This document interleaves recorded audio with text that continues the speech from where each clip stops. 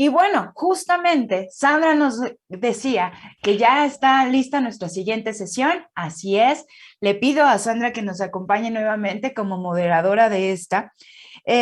Para ello, este espacio se llama el rol creciente de la tecnología en la actualización del profesional sanitario y la alfabetización digital.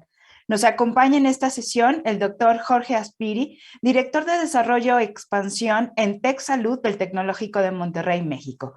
Adelante, esta es su sesión. Bienvenidos.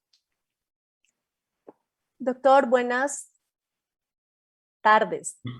Es que ¿Cómo está? ¿Qué tal? entre la diferencia de horario, no sé si decir buenas tardes o buenos días. Muchas gracias por estar con nosotros. Pues muy interesada en poderle hacer a usted algunas preguntas. Espero no sean difíciles, sino que podamos tener una conversación con el público sobre este tema que es claramente relevante y que tiene que ver con la alfabetización digital, ¿cierto? Y estos desafíos que tenemos en el tema de alfabetización digital en toda la región. Para arrancar, cuénteme un poco su rol dentro de Tech Salud para que nuestro público sepa qué preguntas nos pueden además ir sumando a esta conversación. Claro, muchas gracias y muy agradecido y honrado con la invitación, Sandra. Mi rol actualmente, bueno, yo tengo una trayectoria de 30 años, más de 30 años en el sector salud, en diferentes roles, desde operador hasta planeación estratégica, desarrollador. Actualmente en Tech Salud voy para 6 años. Inicié como operador del Hospital San José, que es uno de nuestros hospitales en la ciudad de Monterrey, y actualmente estoy como director de expansión y desarrollo. Esto significa que la intención es el poder crecer de manera innovadora dentro del país, con creatividad, no como normalmente se crece. Y mucho de eso tiene que ser con tecnologías de la información, recordando siempre que la base de nuestra empresa o industria es educación. Sin embargo, tenemos esta rama Tech Salud que es el brazo de salud del Tecnológico de Monterrey. Entonces, esa es mi función actualmente. Muy interesante porque entonces la primera pregunta tiene que ver con en ese proceso de crecer innovadoramente y en esos desafíos que hay y en la relación que obviamente la razón de esencia principal del Tecnológico de Monterrey, que es todos los temas de formación. ¿Qué podemos entender? ¿Qué deberíamos esperar que nuestros profesionales de salud tengan o adquieran en temas de alfabetización digital y de competencias digitales? ¿Qué desafíos hay allí para ambientar la conversación? Sí, bueno, obviamente en todo proceso de alfabetización pues hay dos componentes, un emisor del conocimiento y un receptor del conocimiento. Entonces, tan responsable es uno como lo es el otro. Entonces, es un fenómeno no de una persona, sino es un fenómeno que involucra muchas vertientes que hay que estar muy bien coordinados para poderla llevar adecuadamente. Ahora, la importancia de la alfabetización dentro de las organizaciones, sean públicas o sean privadas, relacionadas a todo lo que es competencias digitales en los profesionales o en la institución en sí, pues es un gran reto, es un gran reto.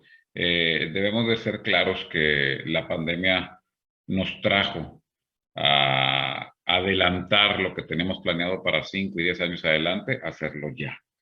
El problema de esa situación fue que lo tuvimos que hacer sin planeación. ¿Sí? O sea, ¿por qué? Porque teníamos el problema encima y tuvimos que hacerlo sin planeación. Entonces tuvimos que traer todo lo que teníamos proyectado para desarrollar en 5 y 10 años, a traerlo al momento actual. Sin embargo, sin un fenómeno de planeación como normalmente creo que a todos nos gusta hacerlo, ¿verdad? Muy bien planeado, sea exitoso o en ocasiones no es exitoso, pero cuando menos hubo planeación. Y actualmente tuvimos que trabajar con tecnologías de la información sin planeación, entonces nos encontramos con grandes huecos que hay que arreglar, porque esa tecnología llegó para quedarse. Entonces, adicional a la alfabetización, nos estamos encontrando con todo esto. Y uno de los problemas de esas situaciones es exactamente la alfabetización o la permeación de la cultura en la utilización de las tecnologías digitales relacionadas a salud. No sé si con esto contesto su pregunta. Total, muy interesante además porque, claro, yo lo escuchaba y pensaba que es como cuando alguna persona que conozco quería enseñarle a nadar a su hijo y en vez de ponerlo en clases de natación lo tiró al agua. Al agua, un poco haciendo la analogía de decir, bueno, hágalo y allí, ahí nos vamos viendo un poco de pronto muy de nuestra cultura el ir haciendo y vamos, hablo de expresiones como que sobre la marcha se arreglan las cargas, pero pues obviamente esos vacíos empiezan que usted menciona, empiezan a ser evidente, incluso pueden un poco desvirtualizar o quitar la esencia de lo que es el proceso de realmente de una transformación digital. Si no hemos tenido y si no hemos trabajado adecuadamente en ese proceso de alfabetización digital, pues puede que se adelante también las personas con justa razón sientan reacción o no estén tan abiertos a este tema, que si bien llegó para quedarse, sigue habiendo ahí alguna barrera. ¿Por dónde deberían entonces arrancar las organizaciones, mi querido doctor, para empezar a cerrar esas brechas de competencias digitales? Pues como buen médico, pues con un diagnóstico, ¿verdad? Es la manera de iniciar. Es decir, tenemos que tener, voy a tratar de empezar por lo último, porque en ocasiones ayuda mucho. Lo último que tenemos que, más bien, lo primero que tenemos que entender, y frecuentemente es lo último que abordamos, es que esto se trata de un cambio cultural. Y los cambios culturales para darlos de la noche a la mañana, pues no, es muy difícil. O sea, son en ocasiones generaciones completas que tienen que pasar para poder permear adecuadamente la cultura y que quede en el trabajo diario impresa esta manera de trabajar, ¿sí? Entonces, lo que nos tiene que quedar muy claros es que si bien tenemos doctores y tenemos equipos y tenemos enfermeras y tenemos gente de admisión y tenemos gentes en los almacenes, sí, o sea, y todo el mundo, la parte más sencilla es el que aprendan a utilizar la tecnología. Eso es lo más sencillo. O sea, realmente, bueno, sí va, en algunos, los más viejitos va a costar más trabajo, los más nuevos pues ya son digitales nativos, entonces es mucho más fácil. Entonces eso, no, el gran problema de las organizaciones es el cambio cultural. Entonces, aquí la parte, estamos hablando de una administración del cambio. Entonces, lo primero que tenemos que hacer en una buena administración del cambio es ver a dónde queremos llegar, por qué queremos llegar allá y dónde estamos parados. ¿Sí? Entonces, si todo el mundo está cambiando, si no, el ejemplo más claro que digo, y es muy sencillo y todo el mundo lo conoce, pero a los médicos o a las organizaciones les puede pasar lo que le pasó a Kodak con la digitalización de la fotografía. A todo el mundo sabemos la historia. Llegó, ellos no creyeron, no, nunca va a llegar y eso no va a funcionar y prácticamente desaparecieron del mercado. Entonces, esto es una evolución importante que llegó para quedarse y para crecer. Entonces, si ya nos tomó la ola en el crecimiento, pues tenemos que ver exactamente hacia dónde va la ola, cómo me voy a subir a la ola y dónde estoy para llegar a la cresta de la ola. Entonces, pues debemos de empezar por un proceso diagnóstico muy comprensivo de toda la situación para poder hacer mi plan. Y el plan tiene varias vertientes, ¿verdad? Una de las primeras vertientes es garantizar la gobernanza. Siempre que yo quiera hacer un cambio, tengo que asegurar los recursos económicos, los recursos humanos, los recursos legales, los recursos políticos. Todo lo tengo que garantizar para poder llevar adecuadamente el cambio. Después tengo que formar equipos interdisciplinarios también para poder trabajar el cambio y trabajar el concepto con expertos en esto. Planear adecuadamente el cambio, destinar cuando menos un porcentaje interesante de la plantilla laboral, la que más comprometida esté en permear esta nueva cultura y durante el proceso, ¿verdad? Y obviamente garantizar la administración del cambio desde el más alto nivel, tiene que estar comprometidos pues el más alto nivel de la institución y en el caso de los doctores, pues él mismo tiene que estar muy comprometido de que esto llegó para quedarse, ¿verdad? Entonces no sé si con eso también contesto su pregunta. Sí, me deja con una reflexión relevante y tiene que ver con que tal vez la preocupación, bueno, tal vez no, la preocupación es entender que esto es un tema, como usted lo menciona, cultural. Así como hace 25 años el tema en las instituciones era cómo vamos a enseñarle a los especialistas a usar un computador y que eso fuera parte de la cultura, al entender que esos aparatos iban a ser parte inherente de las herramientas para atender los pacientes, pues entender aquí que hay que hacer todo un plan de gestión de cambio. Y obviamente yo lo escucho y pienso que se alinee, o sea, nos está usted dando un mensaje muy relevante en función a que esto es un tema estratégico. O sea, hoy por hoy el problema no es si la herramienta es A o B o C, si interoperamos de A o B forma o si hacemos tales o cuales cursos, sino es qué tanto tiene la alta dirección en las organizaciones esto como una visión, como parte de la estrategia. Y por lo tanto hay ese plan que usted menciona y qué tanto están dispuestos a hacer un cambio cultural. ¿Lo estoy interpretando bien? Totalmente, así es. Inclusive, un problema al que nos enfrentamos nosotros dentro de TechSalud, TechSalud tenemos tres brazos. Uno de ellos es nuestros hospitales, el servicio. El otro es tenemos universidades, o sea, tenemos facultades de medicina y carreras ancilares a salud. Y adicionalmente tenemos investigadores. ¿A qué nos enfrentamos en la parte de educación? Y fíjese lo trascendente de todo esto. El muchacho que está entrando este año a estudiar medicina, el equipo con el que va a trabajar todavía no existe. Entonces, ¿cómo lo entreno? Entonces, ¿qué habilidades les tengo que enseñar si todavía el equipo con el que va a trabajar no existe? En esos 6 años la tecnología va a cambiar. Ahorita el recambio tecnológico es dramático. O sea, yo soy radiólogo de especialidad con ultrasonido de subespecialidad y es increíble. O sea, yo sigo actualizándome y voy a un congreso y ya sale otra cosa y otra y otra y otra. Y cuando volteas atrás, a un año atrás cambió. Entonces, 6 años de carrera, pues increíblemente el médico que está entrando ahorita, con lo que él va a trabajar ahorita no existe. ¿Cómo lo entreno?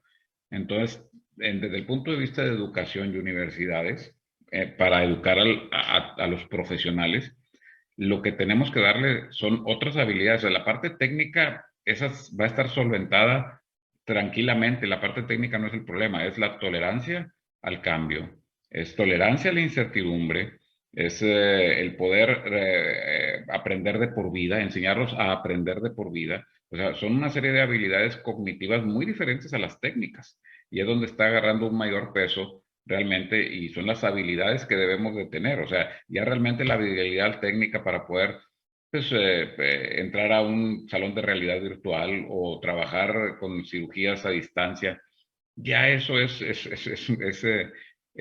realmente muy sencillo, y más para los nativos digitales, mucho más sencillo. El gran problema es ese. El problema es cómo me voy a enfrentar con una tecnología que todavía no existe. Entonces, mis habilidades tienen que ser otras. Tengo que tener rápida adaptabilidad, crecer de por vida, aprender de por vida, adaptarme a la incertidumbre, aprender a interpretar tendencias, cosas que en los currículos naturales de las facultades de medicina no existen. Pero Entonces, además, Sí, adelante. perdón, es que lo escucho y pienso en una cosa y es, no es, los profes hoy, los maestros hoy, son personas que aprendieron y aprendimos con otra lógica y otra realidad. Nuestros profesionales van hoy, o bueno, los estudiantes van hoy a, a afinar sus competencias y hacer sus internados o su año rural o demás en instituciones donde quienes están al frente son personas que no son nativos digitales. Así Entonces, es. ahí hay un grandísimo desafío desde la academia porque creo yo que no es solo los currículos, sino también cómo aceleramos esa adopción o bueno, o esa esa alfabetización digital en quienes hoy son los profes, así les decimos aquí en Colombia con todo respeto, los profesores, los maestros en las instituciones. Sí, es que en todo cambio de esta magnitud, pues hay un periodo de tiempo de adaptación. O sea, yo no le puedo exigir a alguien que está en un hospital rural sin tecnología que ahorita sea como un digital nativo, pues no. Tengo que llevarlo de la mano y todo esto lleva un tiempo. Entonces, como todo proceso de cambio, todos los procesos de cambio llevan fases. La primera, y a la que ahorita estamos empezando a salir de ella, es la negación. No, eso es temporal. No, son modas. No, eso, caray. Ya nos dimos cuenta que ni es temporal ni son modas. Llegó para quedarse. Entonces, ahora estamos con la resistencia al cambio. Ese es el siguiente fase. No, es que, híjole, yo no puedo. Yo siempre lo he hecho así. Y empezamos a trabajar. Entonces, son procesos. Después de la resistencia viene la exploración. No, pues déjame ver cómo funciona. A ver si funciona bien. No, pues fíjate que sí me gusta. Después de esto, adopto la tecnología y hago mi compromiso. Entonces, es un proceso que ¿quiénes son los responsables de adelantar ese proceso de adaptación de la tecnología? Las instituciones. Las instituciones, las educativas, las de salud, el gobierno. Tenemos que tener un compromiso muy fuerte para eso tenemos que conocer las ventajas que ofrece todo este tipo de tecnología. Tiene que haber obviamente ventajas al paciente de calidad médica. Tiene que haber ventajas para el médico. ¿Cuáles son las grandes ventajas de un sistema? Las grandes ventajas es la información que te brinda, que te permite tomar decisiones en tiempo y en forma. Y la segunda gran ventaja es la ubicuidad. Puedes estar en muchos lugares al mismo tiempo. Son las dos grandes ventajas de la tecnología, ¿sí? Entonces, si tenemos ventajas para el paciente, ventajas para el médico, ventajas para el que paga, ventajas, entonces empezamos a adoptar más rápido el producto, vamos a ponerlo de esa manera. Entonces tenemos que identificar como parte de este proceso de cambio y quienes tenemos que forzar y empujar fuertemente esto, es eso, identificar, oye, vas a hacer mejor las cosas, las vas a hacer más rápido, te van a pagar mejor. Caray, en Estados Unidos seamos muy claros, ¿por qué los doctores adoptaron el expediente clínico electrónico? Porque está ligado al pago. O sea, si no lo ligas al pago, las aseguradoras te pagan más si llenas perfectamente bien tu expediente clínico electrónico que está ligado a su sistema de compensación. Entonces, tiene que haber también un incentivo en ese sentido. O sea, es decir, para una adopción más rápida. Es decir, entonces es todo un proceso, toda una cultura que no es sencilla. Pudiera parecer muy sencilla y no. Lleva tiempo y una buena cantidad de esfuerzo y un gran compromiso institucional. Claro, tiene que ser para que ese compromiso institucional exista, tiene que ser una decisión que esté en la estrategia.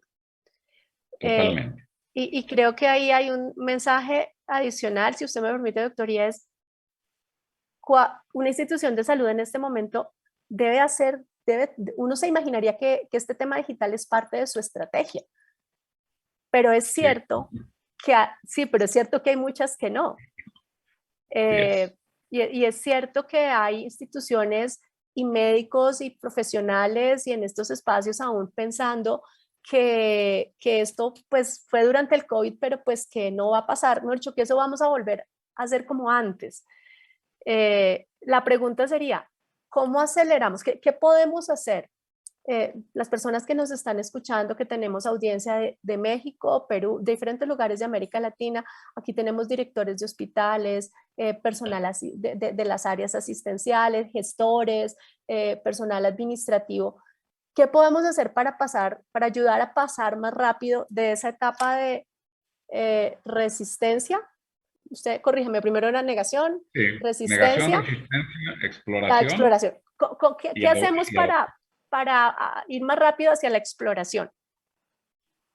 Definitivamente el poder identificar las ventajas de esto y poderlas permear en el proceso, eso es una gran, es la manera de poder, si lo ponemos en terminología mercadológica, vender el producto. Para venderlo tengo que mostrarte lo que es. Ahora, tenemos también que ser muy honestos porque en ocasiones creemos que es más fácil y no, para un digital nativo, no nativo, o sea, un digital, el llenar un expediente en una computadora es muy difícil, seamos honestos. ¿Por qué? Porque los doctores teníamos un residente, un interno, un ayudante que yo contrataba para que me llenara los expedientes, ¿sí? Y ahora los hospitales pues están acotando las actividades de los residentes, de los internos, del que tiene que llenar la nota es el médico. Y tiene que traer una computadora y llenarla y como que no me gusta mucho. Entonces, también hay una parte generacional que tenemos que ser también en honestidad y en honor de esos doctores, ser consecuentes también. O sea, es decir, tenemos que decir, sí, te voy a ayudar y te voy a, o sea, entonces tenemos que saber negociar el cambio, tenemos que saber manejar el cambio.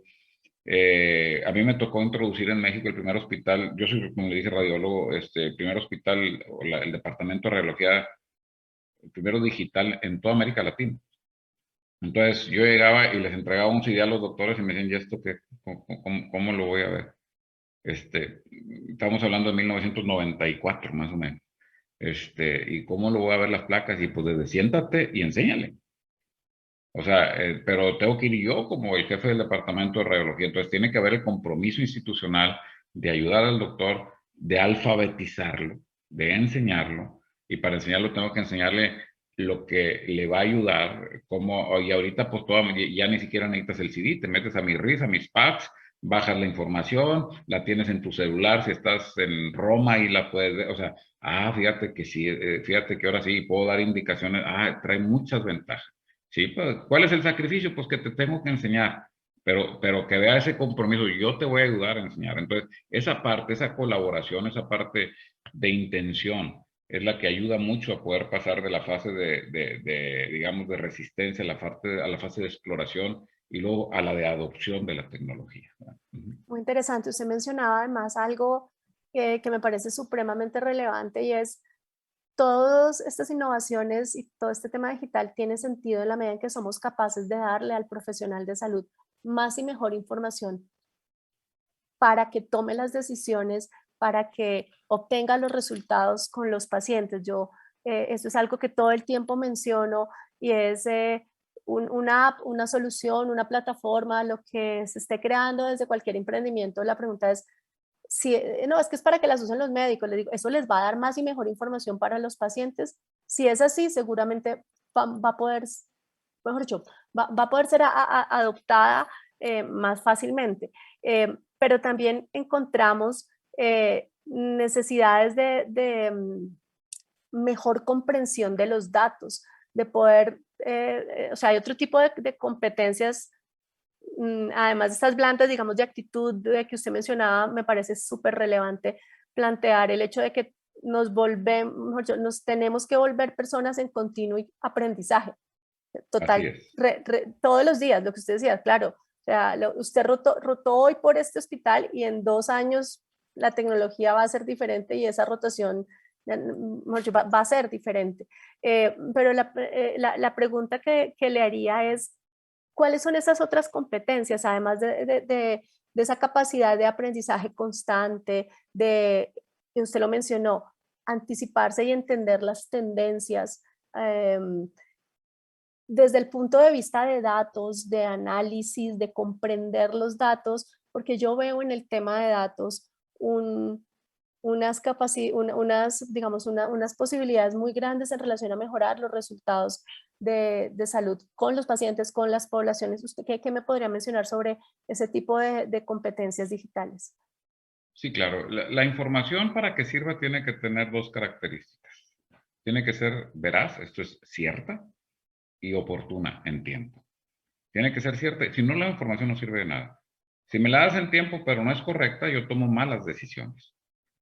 Y igualmente al revés. O sea, si me la das o sea, incorrecta o fuera de tiempo y correcta, pues tampoco me sirve, ya pasó el fenómeno. Entonces, la información tiene que tener esas 2 características. Tiene que ser veraz y tiene que ser oportuna. Para eso, ¿qué sucede? La parte básica y donde tenemos que alfabetizar es la alimentación de la información. Porque el ejercicio hay un ejemplo que pone MIT muy interesante, que es, bueno, tú tienes ahí un disco duro, ¿de qué te sirve si no tiene información? No, pues de nada. Oye, le metes toda la información, sigue sin servirte, porque no has explotado la información.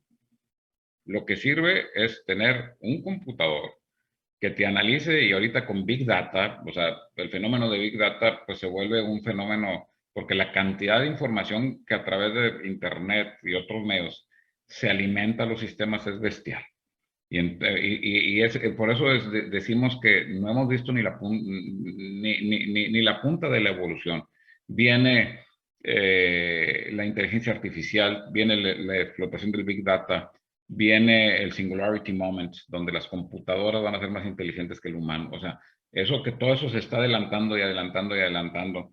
Entonces, ¿qué capacidades? Le voy a poner otro ejemplo, que ahorita se está manejando mucho en el Congreso Mundial de Radiología. A mí me tocó en Alemania ver una resonancia magnética donde entra el paciente y antes de que salga el paciente, la inteligencia artificial ya dio 3 diagnósticos y dice, este es el más probable. No ha habido radiólogo de por medio. Y luego ponen a 3 radiólogos a interpretar y dicen, pues sí, lo que dice la máquina. Entonces, ¿ahora qué van a hacer los radiólogos? O sea, entonces, ¿qué habilidades tienes que desarrollar?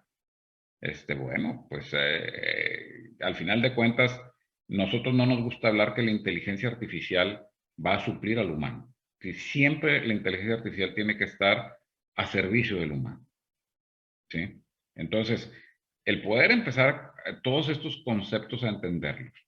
Pero si nos vamos desde la base de qué habilidades tenemos que desarrollar, tenemos que entender que tenemos que alimentar correctamente datos. Tenemos que alimentar datos correctamente a tiempo. Todo el ejercicio del análisis, igual, tú programas la máquina con qué quieres, el famoso Balance Scorecard o el Daily Business Intelligence, o sea, qué información me sirve. Entonces yo tengo que enseñar, alfabetizar, esa es la otra parte. La parte, ok, yo tengo que explotar la información, ok. La pregunta es, ¿qué te sirve de la información? Porque hay un mundo de información y yo tengo que escoger. Entonces, tengo que empezar a tener criterios de exclusión para poder quedarme con la información que a mí me sirve para tomar decisiones ejecutivas, administrativas, económicas, médicas. Nosotros obviamente tenemos una serie, a mí me ha tocado hacer balance scorecards de calidad médica, el número de caídas de pacientes, índice de infección, o sea, ¿qué me sirve? Entonces, esa es una habilidad que tienes que desarrollar, o sea, poder identificar y qué información le vas a alimentar y luego, ok, ya tengo la información, ya la exploté, ¿qué voy a hacer con ella?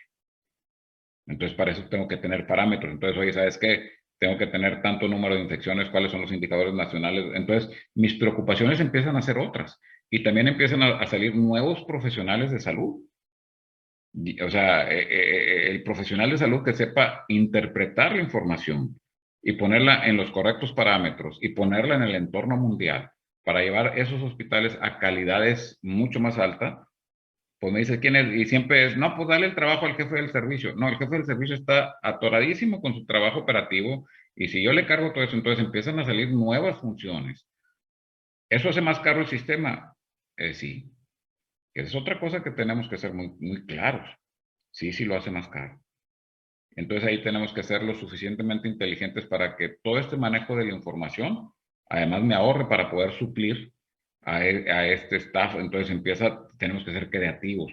Entonces el reto para los administradores, los directores, las funciones, empieza a ser toda una dinámica muy, pero muy interesante, porque también tenemos que entender que el factor económico es crucial en esto. Los primeros sistemas, y creo que hasta la fecha, y entraron el primero que traté de implementar yo, pues me encareció la operación 30%, porque tenía que contratar gente para que alimentara. Entonces, caray, pues ¿dónde está el beneficio? Pues el beneficio lo ves hasta después de 5 años que ya esa gente ya está más automatizado, entonces tiene que haber una automatización. Sin embargo, también el compromiso social, yo no puedo desechar gente porque llegaron las máquinas, o sea, es todo un compromiso hasta social. Entonces es un fenómeno que estamos viendo que, como le digo, no hemos visto el animal completo, como decimos acá en el muy norte. interesante, doctor, y bueno, hay felicitaciones para usted, saludos en el chat, ahora los doy en el cierre, pero creo que usted toca puntos muy importantes y adicionales, y tiene que ver que yo me permito preguntarle, o sea, nos estamos enfrentando a una nueva forma de hacer medicina, una nueva forma de atención en salud, una nueva forma de hacer de la enfermería, es decir, cada profesión entonces se está viendo abocada a entender que es una nueva forma y que las generaciones que no son nativos digitales, pero son hoy profesionales de salud, más los nativos digitales que están llegando, ahí somos gestores de ese cambio. Totalmente somos gestores de ese cambio. Digo, esto ya depende de cada quien, pero la calidad humana y la calidad de las instituciones tiene que verse con los no nativos digitales en ayudarlos a subirse a esta ola y no desecharlos. Es gente muy valiosa, que tiene mucho conocimiento y hay que ayudarlos a subirse a esta ola, ¿verdad? Hay que recordar como todo recambio tecnológico tiene una etapa temprana, una etapa media y una etapa tardía. El que pega primero, pega dos veces, como decimos también, ¿verdad? Entonces es bien importante subirse temprano a este cambio, porque es mucho mejor ser el regulador del cambio, ser el iniciador del cambio, a entrar a la parte, y todo esto tiene que ver también con la economía. El que entra temprano generalmente saca mejor provecho económico, mejor provecho de la herramienta, y sobre todo lo que a nosotros en el Tech Salud en particular y en el tecnológico nos interesa, entramos en una faceta que estamos creando conocimiento. Y eso no tiene costo, no tiene valor. El crear conocimiento realmente es donde viene la gran evolución de la sociedad. Y yo creo que esa es una parte importantísima, ¿verdad? Entonces, el que entra primero, creo que está en esa ventaja, ¿verdad? Si usted me lo permite, doctor, es algo que terminé mi exposición anterior con eso, y es crear hechos para transformar la realidad. Obviamente habrá quienes piensan que de pronto es mejor esperar y que otros lo hagan, pero también quiero mencionar algo. Yo en varios ejercicios de transformación digital he visto cómo se ha hecho un trabajo en equipo muy interesante de tomar ese conocimiento y esa experticia de especialistas que junto con equipos de las áreas digitales, de expertos en informática médica, hacen unos trabajos maravillosos y están haciendo un ejercicio fabuloso, dándole un nuevo sentido a, digamos, a ese rol. Y el profesional de salud, cuando ve que eso es posible, cuando él no es el que tiene que ir a aprender necesariamente a programar en Python o algo así, pero sí, si se sienta y trabaja con un equipo que puede coger su conocimiento, su experticia, su habilidad, puesto allí, salen procesos muy interesantes. ¿Qué hacer para fomentar ese tipo de trabajo colaborativo? Y ya para ir cerrando, ¿cómo hacemos en eso? Porque en salud no somos dados a trabajar colaborativamente. No, no nos entrenan así. Claro. No nos entrenan. En salud nos entrenan a atender problemas agudos y solos. O sea, entonces somos excelentes bomberos, vamos a ponerlo de esa manera. Pero cuando se trata de trabajar en equipo, sí somos... Yo en lo particular, yo aquí puedo compartir un poco de mi experiencia. Yo tuve que quebrar muchas de mis estructuras internas para aprender a trabajar en equipo. Porque yo estaba entrenado como médico. Entonces tuve que quebrar muchas de mis estructuras internas. Entonces, en los equipos multidisciplinarios, obviamente, esa parte es muy importante, el término multidisciplinarios. Tienen que estar todas las disciplinas contempladas. El último sistema que yo concursé para adquirir, metí hasta el experto en toda esta parte de inclusión. O sea, incluir para no que hubiera un concepto muy claro de que no haya desprecio de cierta parte de la sociedad, o sea, hasta esa persona. O sea, tenemos que considerar el legal, el económico, el experto médico, obviamente, el de administración, o sea, todo. Entonces, un equipo tiene que ser multidisciplinario y dices, bueno, es que los equipos grandotes no funcionan. Bueno, pues ahí está la gran habilidad del líder. El liderazgo es básico, número uno. Liderazgo, ¿verdad? El líder tiene que estar comprometido y el líder de manera natural tiene que tener credibilidad.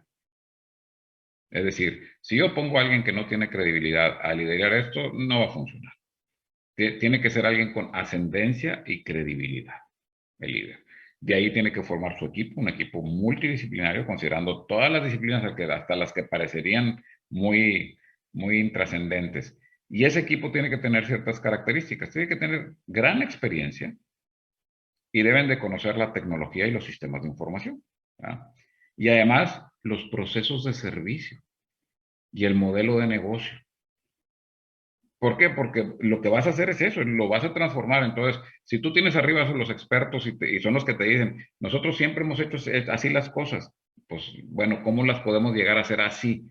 Y es el que te va a ayudar a llevarlo, ¿sí? Entonces, tiene que haber experiencia y tiene que haber conocimiento dentro de ese equipo. Y un liderazgo intachable y con credibilidad, ¿verdad? Digo, se dice ahorita, no puedo extenderme mucho con esto, pero si lo resumo, así lo resumiría. No sé si con esto contesto su pregunta. Ay, muy interesante, como decimos y como dice por ahí una canción, le va a faltar horas al día para poder hacer todas las preguntas, pero doctora Spiri, quiero usar los minutos que me quedan para varias cosas. Hay el doctor Santiago March, a quien saludo también, Muy bien. sí, Saludos, Santiago. hace una pregunta y le pide a usted, doctora Spiri, que si por favor nos puede platicar sobre el proyecto de la incorporación de tecnología en la comunidad rural de Nuevo León que están llevando a cabo actualmente. Sí, cómo no. Estamos haciendo un proyecto social en el cual en México hay un montón de pueblos que les llamamos pueblos mágicos por toda su trascendencia histórica, y etcétera, etcétera, y que han sobrevivido en el tiempo. Entonces, estamos trabajando junto con gobierno en esta colaboración público-privada.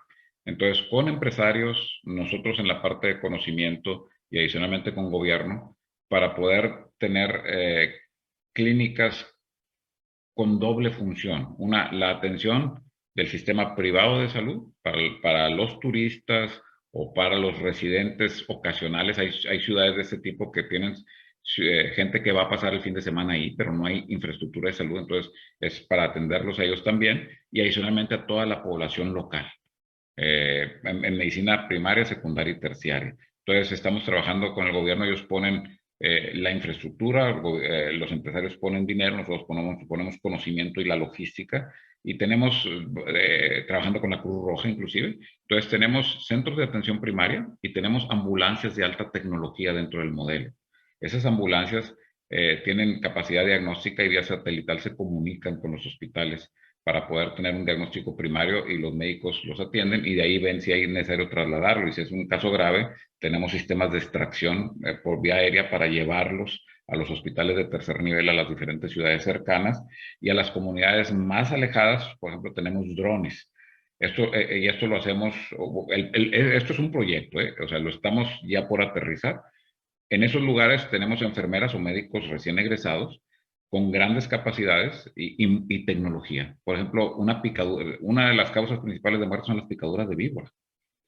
Entonces lo que hacemos es lanzar en un dron el antídoto y ellos están perfectamente capacitados para atenderlo. Entonces es todo un sistema, le llamamos a base de nodos, y donde nosotros adicionalmente tenemos toda la información en TechSalud para poder explotar la información y ayudar a esa comunidad a elevar sus niveles de salud en su sitio, ¿verdad? Entonces es un proyecto bastante interesante que traemos ahí en varias ciudades. Fascinante. Sí. Bueno, pues para el Smart Health Leader Summit del 2023, que si la pandemia nos lo permite, esperamos hacerlo híbrido, presencial y virtual desde México. Espero que usted por favor nos cuente qué ha pasado de aquí al próximo año con ese proyecto tan interesante que están desarrollando. Doctor, una pregunta de cierre nos pregunta Lucy, ¿cuál es la mejor forma de prepararnos desde la academia para encarar estos proyectos de implementación de tecnologías y transformación digital en salud? Tenemos en la audiencia personas de varias universidades del Perú, de Chile, entonces me imagino que Lucy hace parte de alguna de estas entidades. Muy bien, pues desde el punto de vista de la academia, pues es muy difícil poder en muy poquitos segundos o minutos poderlo, si desde un punto de vista muy concreto puedo comentarlo, es necesario un gran compromiso y entender el problema. Y tenemos que cambiar la currícula de la carrera para poder entender qué capacidades necesitamos ensamblar. Entonces es un proceso desde cambio de currícula, incluso en ocasiones a la capacitación de los profesores para poder impartir una nueva currícula, que es una currícula añadida a la que ya tienes. La que ya tienes es clara, pero todas estas nuevas necesidades emergentes implican nuevos tiempos y nuevas capacidades, que es lo que nosotros tenemos que darle a los muchachos. Entonces es capacitación a nuestros profesores, entender hacia dónde vamos y poder cambiar la currícula para satisfacer esas necesidades del futuro, ¿no? O de la actualidad. Muchas gracias, doctora Spiri. Si me permite, yo ahí complementaría con algo. Creo que un desafío que tiene la academia es el tema de la velocidad. Así como en el sector de la salud tenemos el desafío de ser nosotros los gestores del cambio y la transformación en el sector salud, para que no vengan otros de otras industrias con otras lógicas de pensamiento y los que terminen transformándonos. Creo que eso también aplica pues para cada sector, pero también con el tema de la academia. Creo que la velocidad es un desafío importante en esa capacidad de respuesta y demás. Doctor, le mandan muchos saludos, la doctora Elsa Juárez, el doctor Luis Miguel Pérez, mejor dicho, tengo aquí se me acaba el tiempo para poder dar las gracias. Gracias interesantísima a todos. Conversación, gracias por su valioso tiempo. Muchas gracias y gracias a todos mis buenos amigos que me echan porras, muy amables. Muchas gracias y muchas gracias por la invitación.